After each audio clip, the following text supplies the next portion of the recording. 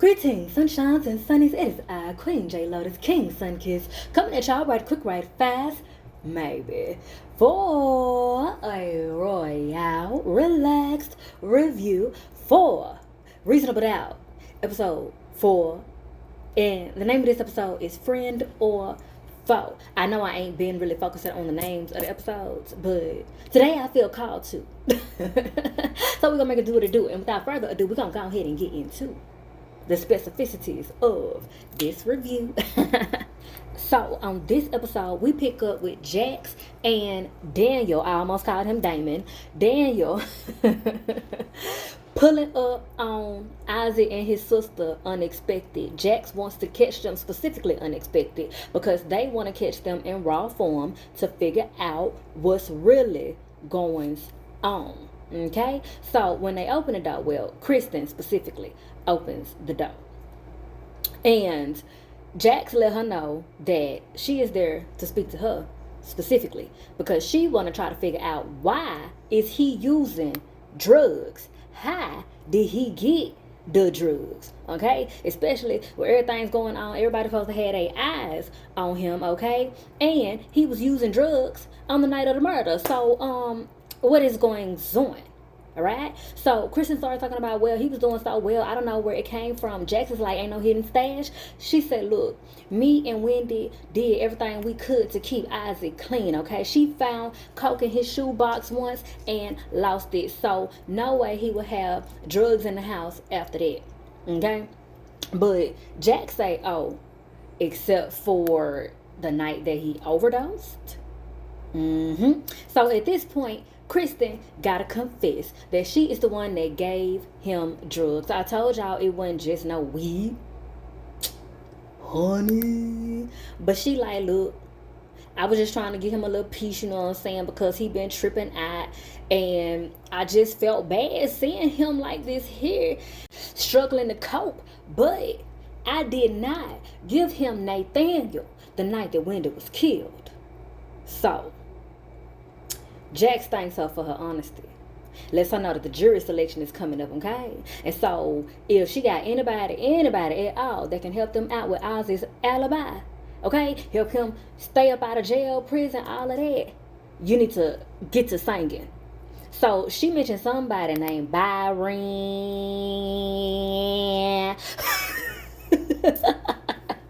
Whoever the fuck that is. He said he was his supplier years ago. Oh, okay. Yeah, all right. Yeah. So nobody else, just this miscellaneous person named Byron that so happens to be so far away now. Because she was like, you know, he used to be the supplier, and she's trying to act like it's been a while since it's all been, you know, like this.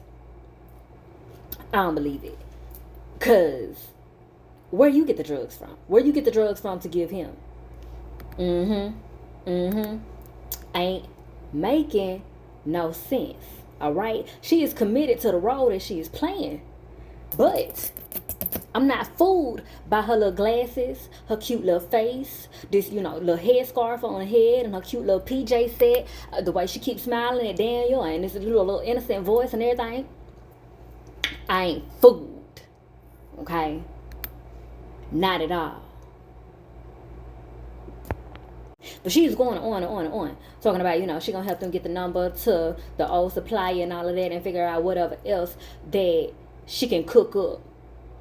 So, in the midst of her leaving, her and Daniel is also being awkward with each other in the way that they is greeting and farewelling and everything. Honey, put this together. Get your ducks in a row. But Jax ain't focused in on that. He just like, look, keep an eye on her. She lying about something, all right? Follow up on that lead as well. Keep spending time with her, and let it all comes out in the wash, all right? So Daniel talking about while he there, he gonna make sure that he is locked in and keep his eyes all over her. He means the case. He means the case. Now, the next scene, we catching up with Bill as he is still lightweight stalking his wife. Also, listening to the radio, very clearly obsessive in his manner of going about things. Because the reason why I say that is because he not just admiring and pursuing his wife, he's all out stalking her in efforts to get her back.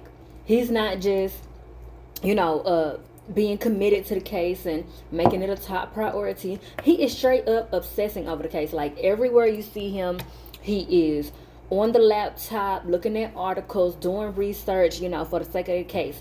Or he's listening to the radio, or he is sitting somewhere stalking somebody as it concerns it. He is doing all of the jobs in order to go towards his one job. And I feel like this is, especially me pointing out specifically that this is a obsessive nature that he has. I'm concerned.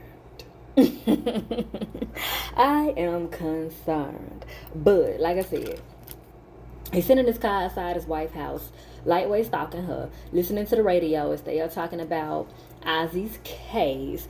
And we hear, a lot of people making comparisons to the OJ case, as well as them speculating about it being a conspiracy to take another black man down. So in the midst of this, Bill gets out. He got flowers, a whole bouquet to meet and greet his wife with. Okay, he's talking about petunias, your favorite. She said, honey, peonies are my favorite. Oopity doopity. She like, honey, look, I thought we agreed that we need space, but you still don't seem to get it. He's talking about, I know, but happy anniversary. She said, it was yesterday. Oopity doopity. He said, look, come on. I'm trying to prove that I'm learning and I'm trying and all this. Look, I'm sorry. Okay? Have you heard about the Ozzy Edwards case? I'm second chair. And if I kill it, I'm finally going to make Partner Without a Hitch. And I have more time to contribute and pay attention, okay? And she like, look, you chose the relationship that you wanted. Anything else? He said, look, jury selection starts Monday, and I was hoping that I could drop the kids off a little early. She said, oh, okay, so them flowers ain't for the anniversary. You just got some hidden agenda like you always do. Okay? And the answer is no. Bills. Can you pay a bill? Can you pay my telephone bill? Can you pay the automobile? If you did, then maybe we could chill. But I don't think you do. So me and you are through. Da da da da da da. Use a little puppy. So get to stepping. So this conversation very much so clarifies and confirms quite a bit of what I was just saying, at least the pitfalls of his obsessive nature and behavior, honey. He been leaving her to do all of the things, and y'all know that she is a lawyer as well. Okay, she got her own career. She got her own things to do that she is doing, including prioritizing their kids efficiently. And I'm sure she was also prioritizing him efficiently as well. But honey, he can't seem to make the play. But honey, it's because he is doing too damn much. You are a lawyer, not a private investigator, not the officer, not the military chief, not the wife and the kids and the grandma and the granddaddy. You is the lawyer, and you were supposed to also be a husband and a father, but no. You want to be every man, woman, duck, goose, Tom, Harry, Dick, Cheney, every motherfucking body in the world. Honey, ain't you heard?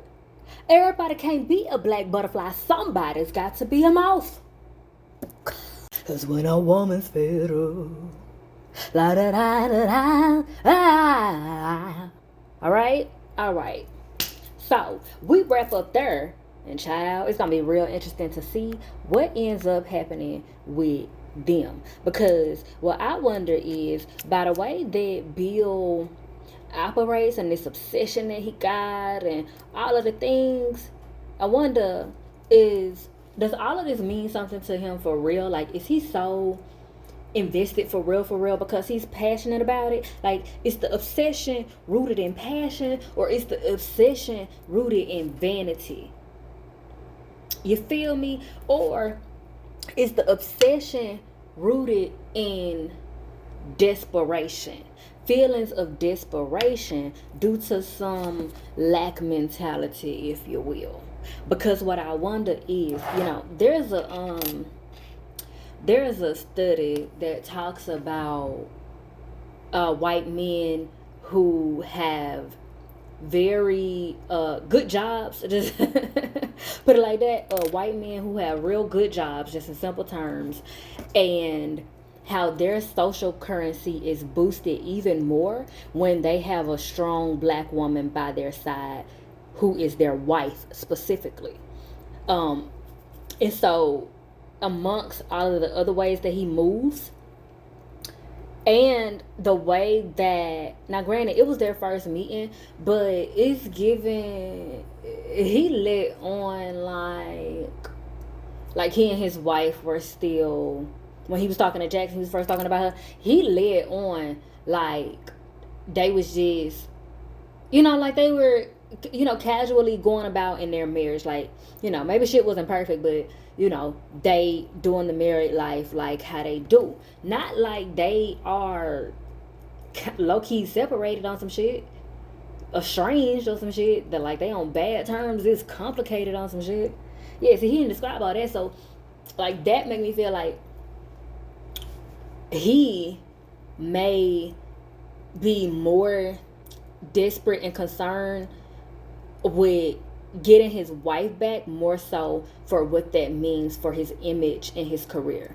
Because in general, when men who have quote unquote real good jobs specifically of this nature, um specifically of this nature in this particular field, it looks bad when they're having marital issues at all, let alone if they are potentially about to go through a divorce, because they start to look untrustworthy, especially if the man is the reason for the divorce going down. Because even though, there is a double standard when it comes to men cheating or, doing wrong in general in relationships. However, at the same time, it does affect them in business. It affects them in business because their partners or people who sponsor them and such, they start to look at them as if, they're a person whose word can't be trusted. Their vows can't be trusted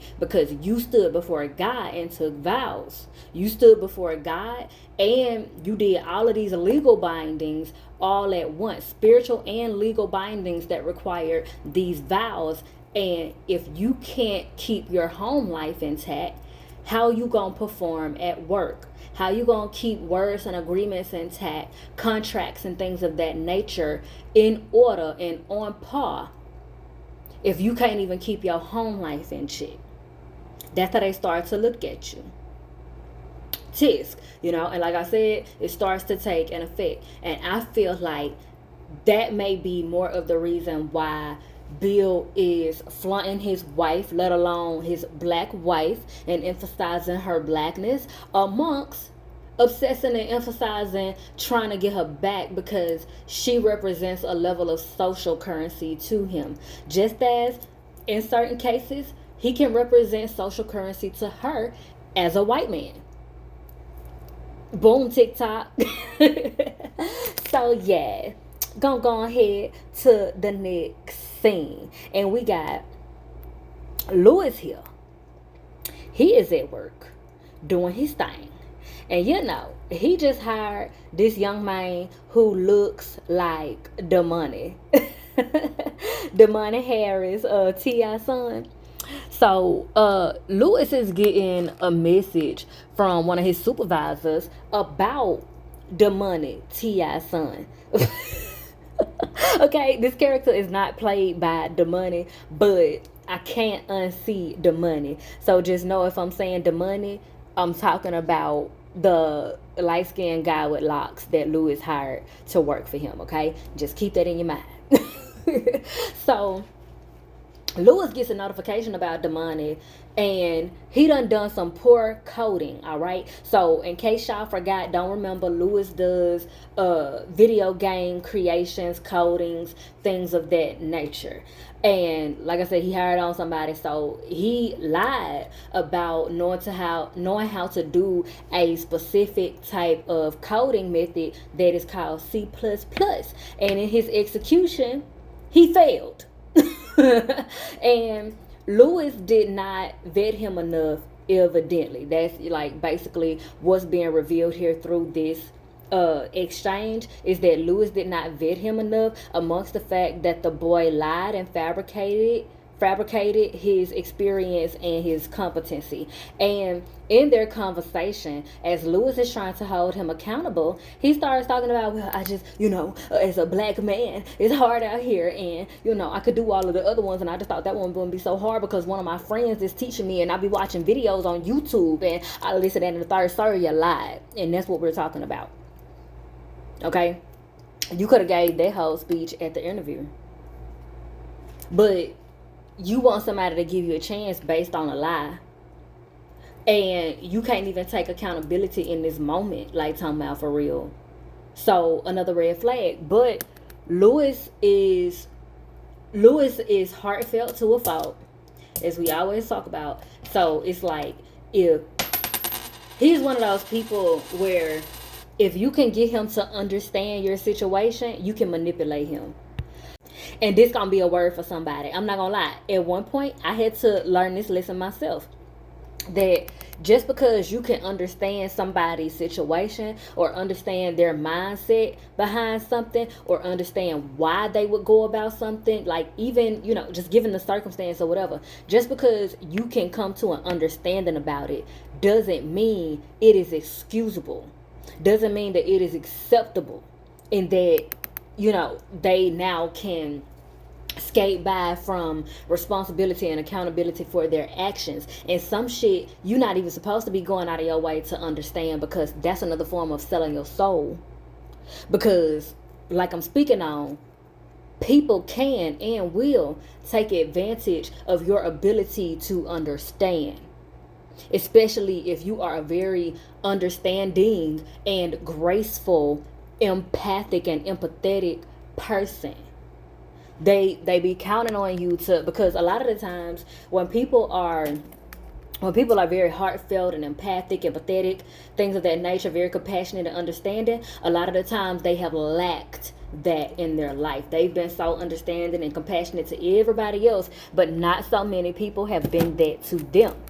And so when that aspect of their experience in life is not healed, they can end up relating to a fault and trying to be for certain others what no one was for them, to a fault. Because now you're up here enabling people based on a trauma response that you have. And it doesn't mean that you don't be graceful and understanding at all.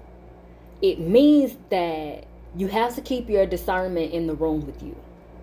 Amongst being understanding, compassionate, and empathic, your discernment must remain in the room with you. And to some degree, about 25 to 30% of your ego needs to remain in the room with you as well.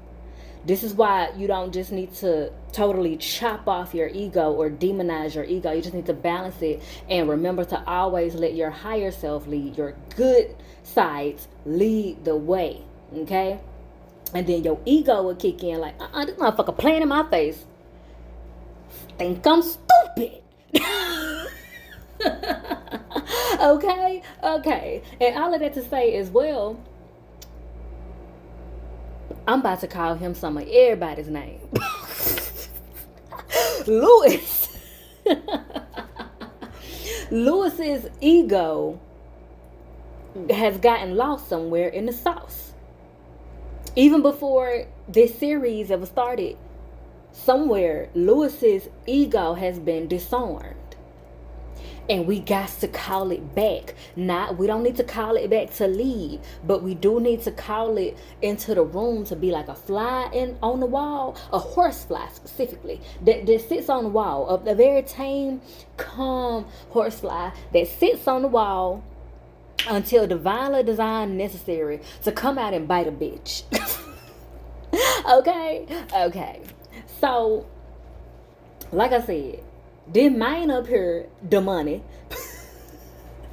is up here manipulating your guy with the "I'm a young black man" sob story, okay? And so Louis spares him, shows him mercy and grace, and is like, look, we're gonna have to slow our roll on some of the things, and it's only so long I'm gonna be able to cover your ass, okay? It's gonna be some stuff you're gonna have to do unpaid. It's gonna be some stuff that, you know what I'm saying, you're gonna have to slum it and catch up fast, all right? But you gonna have to do it, and that's on period, okay? I'm gonna let you slide this one time. All right, don't let it happen again. And oh boy, somebody, all right, I got you. And honey, I don't believe he got you, because I believe he got you. Like, got him, got you. Polar tank. So, we transition on over back to Jax at work.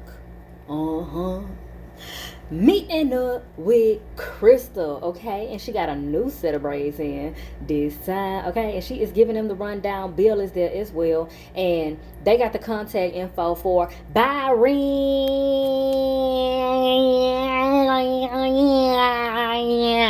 Okay?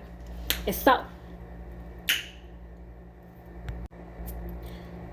Daniel swoops in and is like, look, they ain't eager to, answer calls and texts and all of that shit, but I'm working on the contact, okay? So, Crystal is inquisitive, like, what is this supposed to be all leading up to? So, Jax gives her the rundown and is like, for one, Ozzy needs a tight alibi, all right? And we also need a throw off, okay? We got some drifters in the area doing the most, being, running the mill, scary, being freaks that come out at night. Could have been an attempted robbery, okay? They run up on your gun and they have a struggle, and boom, tick-tock, Wendy is dropped on off up out of here.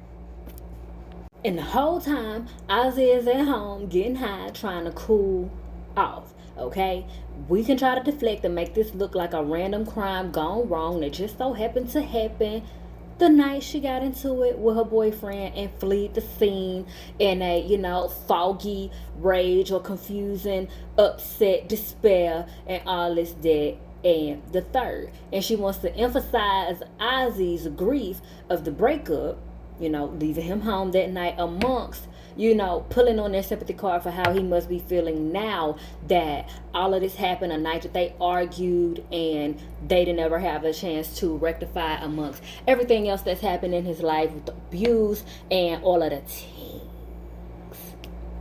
So, of course, there is some skepticism about this. So, Jax exits to go and get a decoy candidate to drop her theory on, all right? So she go get this little red-headed lady that work in the building and bring them all in, ask her how she feel about Isaac, what she know about him and all that good stuff. She was a fan of the show, took a liking to him, but now she don't know how to feel seeing him on that video acting a clown and carrying on. So Jax is like, well, what if I told you he been through all this abuse and all of the evils of Hollywood, and his family micromanaged him and got into a fight with his girl that night and just went and locked himself and went on a drug binge and all of this, that, and the third. Woe is him, cry, sigh, wah. Okay, so at this point, this has made Miss Lady more sympathetic and empathetic to your boy. So we get to see in clear time that Jax's theory can work. We also get, some further details because the lady was like, oh my gosh, hearing all those things that he's going through and how it could have contributed to, where he is now. I really feel bad for him and I have more compassion for him. Like, I really feel like I'm going to go and pray for him. So Jack's like, oh, you're religious? And she's like, yeah, I go to church every Sunday and all this other good stuff. So Bill is like, okay, so we prying on Bible thumping white women. And Jackson says black, white, Puerto Rican, or Asian, okay? It's the power of persuasion. So it's very interesting. It's very interesting because in a way it's like the roles are reversed, because we've seen this thing done for a multitude of white men, particularly those who run in schools with mass weapons of destruction, and so it's interesting whenever we have black women in a position of doing that thing for black men, and then we have this white man here like even though he ends up getting on board. I feel like once Jax makes it clear that it's like a universal thing. Child, it's gonna be interesting to see how this pans out, because it is so intensifyingly both scary and exciting to see someone thinking that they're doing something so brand new that is going to like skyrocket their Renaissance era. And in actuality, I can just hear them now. How could you let us down? But they don't know what I found. I seen it from this way round. Feeling it overtake all that I used to hate. It's on side of me. Try, but it's way too late. Y'all know what that is. Feel like a brand new person, but I don't care. I'm in love. Feel like a brand new person, but you make the same mistakes. Tisk! In a new direction, making the same mistakes. She doing the same damn thing she did the first season. She doing the same damn thing the first season. All she did was evolve the tactics of how she's done it. She hasn't actually evolved. She just evolved her tactics and techniques. And she's delusioning herself to thinking that she's doing something different. And she's not. Ooh, child. And honey, I'm going to leave it at that. I'm not even going to elaborate too far on that. I'm just going to leave it at that for now, honey. But so, her phone goes off and it's Lewis and he like, I'm heading home for work. Naima is gone. What the business said, got 15 minutes. Lewis want to get up in it. Got no time to talk. I'm here to break you off. So turn the lights down low and take your heels off. Baby girl, let's set it off. Woo! Ha! Got your mind blown from that Arizona. Smell the aroma. Come closer, girl, and let me push up on you. So deep. So deep. So basically, he hit her with the meet me at the house. We finna bang it out. And that's exactly what she do, honey. Meet him at the house so they can bang it out. And after they get it on done, they is laid up, talking about, as we get older, do you think we gonna still, be able to prioritize all this good sex in it and all of that? And they like, yeah, like what you mean? Like, we already like this here. Like, it's up and stuck. Fuck you talking about? In the meantime, though, Naima gets home. So they have like this deflated reaction and immediately get themselves together to go out and perform, greeting her, asking her if she excited, Spencer gonna be home and all this and that. She slammed the door in their face. Jack say, honey, I know you fucking lying. Knocking on the door. She said her name up. Baby, every time this door is locked, that's one more day on your punishment. Seconds, that is. Every second this door was locked, that's one more day on your punishment. What the hell is wrong with you? So Naima opened the door and Jackson talking about, what the hell make you think you could just be slamming doors around here in his house? She said, maybe the same thing to make dad think he could just be busting it wide open in my friend's mama and having babies and shit. And she pops out with the little onesie jersey that was for Jaden that Lewis took home from Tony, who don't call no more. No, not at all no more. Maybe it's something wrong with her phone. Maybe it's morning and the thrill is gone. So, honey, Naima now knows what they been keeping from her. She now knows that both of her parents is hoes in different area codes, as well as right down the street from her home. Honey, and she almost had a sibling. Well, she got a sibling, but he's in another realm. Traumatizing once again. Feel like a brand new person making the same mistakes. So now they got to have a kitchen table talk. Spencer is there, and they got to unpack the fucked up situation of it all.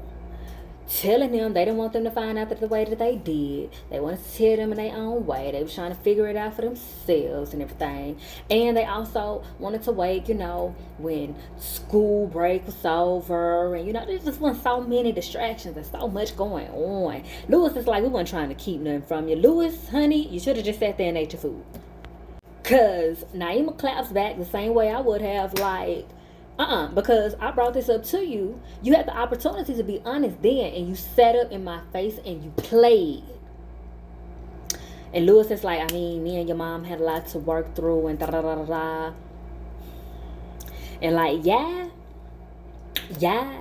But that goes back to what I was saying in the previous review about the boundaries and such being all over the place. And I don't feel like Naima and Lewis have a full-blown covert incestuous relationship or anything like that. No, I feel like Naima is an emotional parent to both of her parents, and even more so Lewis, because he's been the one that's been around. And it's like everything similar to what I was describing with Tony. Everything and almost anything that he's been unable to get from Jax and or Tony, he gets from Naima when it's convenient for him. And then when it's convenient for both of them, they dismiss her and allow her to be dismissed with disrespect and disregard and all of these things. So I ain't gonna tell no lie to you, honey. I got to be Team Naima in this instant, child. In this instant. Cause but they validated their anger and concern and upset and all of that. And they're like, your anger is fair. And we are so and it's understandable. So we fucked up. It's like we did, and we are going to talk this through, and we will continue to love one another, and we will continue to get to the other side. Okay? Is there anything you want to ask? Anything? Please. So child Naima pipes up and she said, yeah. Why do you guys like to ruin everything, huh? It's like this family is never good enough for the two of you. And she don't wait for no answer. She just get up and storm off. I don't blame her. Because you sit there and think. You sit there and think about what you did and what I just asked you. What's wrong with you? Well, use a little puppet, so get to stepping. Get to stepping. And as we proceed to give you R&B motherfuckers what you need, we get up in the next scene with Jax, Ozzy, and Bill, and they are basically counseling him now to tell his story about his abuse. And they are helping him navigate his concerns and fears with like people's reactions, what they'll think, and even his family, friends, how that would change everything amongst him understanding the purpose and benefit of doing so. And Jax is making it clear, not just as it concerns the case, but also on a personal level, and for him to, potentially have a more genuine sense of peace and not be so reliant on drugs amongst that. To stop letting the trauma imprison him. Because essentially when you silence yourself about your traumas, that's a form of imprisoning yourself, and operating on such the frequency can have you attract unnecessary, unwanted, unwarranted legal situations. It's just a quick little spiritual gem. If you function on a frequency of imprisonment, and there are people who, be it psychologically abusive or spiritually abusive or both, they will do abuse tactics to you, like sexual abuse is one of the main ones, to have you imprison yourself, to have you imprison yourself in every way, to help you, to have you build a habit of imprisoning yourself to where you eventually end up in some physically manifested prison, be it a psych ward of some sort, or an actual prison, or some freak accident that lands you in spiritual purgatory, be it in another realm or in this realm, and you walking around like the Walking Dead type shit. If people or anything can convince you that you are a prisoner, or that you deserve to be a prisoner, one way or another, you will convince yourself of that, even to the point of going towards that or calling it to you one way or another, be it mindlessly or mindfully. And this can also show up in the form of you constantly subjecting yourself to relationships that are functioning like prisons.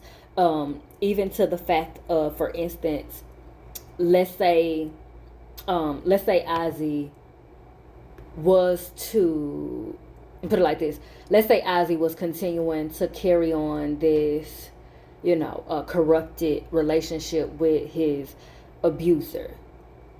If he leaves her, okay, that's one thing. But if he does not leave the mentality or the belief system that he deserves what happened to him in any way, shape, or form, he's just going to keep landing himself in different relationships that function damn near exactly like that abusive relationship. He'll just keep attracting the same abuser in different skin, because he's stuck in this loop. He's stuck in this loop in his mind that he deserves to be in this type of dynamic. He deserves that type of treatment, And so, like, this type of thing can show up, like, let's say that he is innocent, okay? Let's say that he is innocent. There are plenty of cases where people are innocent, and because they are mentally and or spiritually or emotionally imprisoned, they lack the capacity to defend themselves properly. They lack the capacity to speak up for themselves and communicate and or distribute, put forth the effort to clear their name. And they, in certain cases, end up just taking a fall.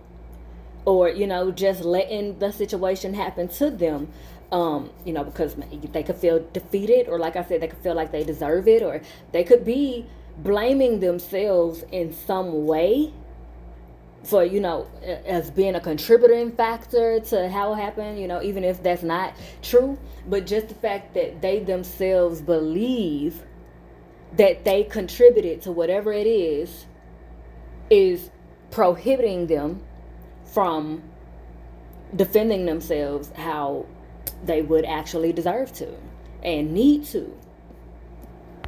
And like, for example, like, you probably think more so often, you can see that in cases with mothers. Like, an example of that could be mothers who take the fall for their kids' crimes because they may feel like, oh, I raised them. So because I baked them, birthed them, and raised them, everything they do in life is my fault. And so because they did this thing, I'm going to frame myself and take the fall for them because it's my fault. They're my seed, so it's my fault. And that's not always fair. Like, there are parents who groom their kids to be criminals and such. There are parents who are severely abusive and their kids are fruitful and multiply in abusive ass ways. However, that's not always a fair thing to be like, oh, this person's child did a bad thing, so lock him up. Like, like, nah. There's also a show that I was watching on Hulu that concerned this father taking his son out because he could tell that his son was showing like psychopathic tendencies and he had homicidal tendencies and such like that, and he felt like he was going to take somebody up out of here. So the daddy took the son up out of here before the son would harm some other innocent person. So shit like that. Just giving a couple of different examples of how that thing can show up, parallels. Because a lot of people get lost in the sauce of cookie cutter shit, one size fit all, and all of this, that, and the third. And you must remember, for we wrestle not with flesh and blood, with the principalities of good and evil. Okay? So everything is not cookie cutter. Some shit parallels, but on the surface it looks totally different. But what it actually is the same shit. It's the same shit, even though it looks totally different. Like what I just said about you can attract the same abuser in different skin. It's the frequency. You're attracting the same spirit in different flesh. So it looks totally different on the surface, but it's the same spirit. And I ain't gonna tell no lie to you. Whether Ozzy firsthand committed the act against Wendy or not, I feel like Jax is up here dealing with the same spirit in different skin when it comes to Ozzy. So yeah, like I said, convincing him to speak his truth for his betterment in life and in the case. The way that this scene is shot, we can see a mirrored image of Ozzy from where he's sitting. It's a reflection of him coming off of something that he's sitting in front of. And that's most certainly intentional. And I'm going to go ahead and tell y'all what I feel like is going on with Ozzy. If he killed her, I feel like he genuinely does not have a visual memory of it.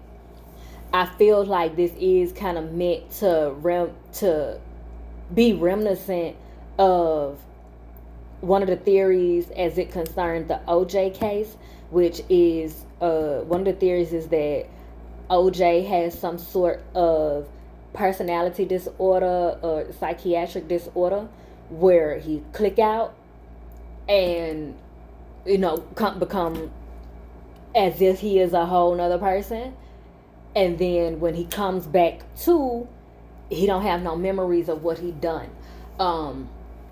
It's quite a few different names that have that it's quite a few different disorders that have that symptom. You can say like dissociative identity disorder, bipolar disorder has that symptom, schizophrenia, different forms of schizo, the spectrum of that, have that functionality to an extent. ADHD and ADD can also have that symptom, where when you get to an intense emotion that you have no capacity to regulate type shit, click out, black out, and when you come back, you don't really remember what happened, or some people call it blacking out. You know, so I can believe he may have blacked out and committed the act against Wendy, and he don't have no memory of it because his sense of reality is fucked up. And in his case, I would say it shows up like dissociative identity disorder, and perhaps the dissociative identity disorder, amongst all the other shit, fuels his sociopathy. Honey. So Jax, I wonder if Jax is gonna have a similar trope as Franklin from Snowfall. I'm gonna stick a pin in it. But anyway, she lets him know that before they proceed, he needs to tell his parents first. Child, he looked like he could have just melted straight on to hell when she said that.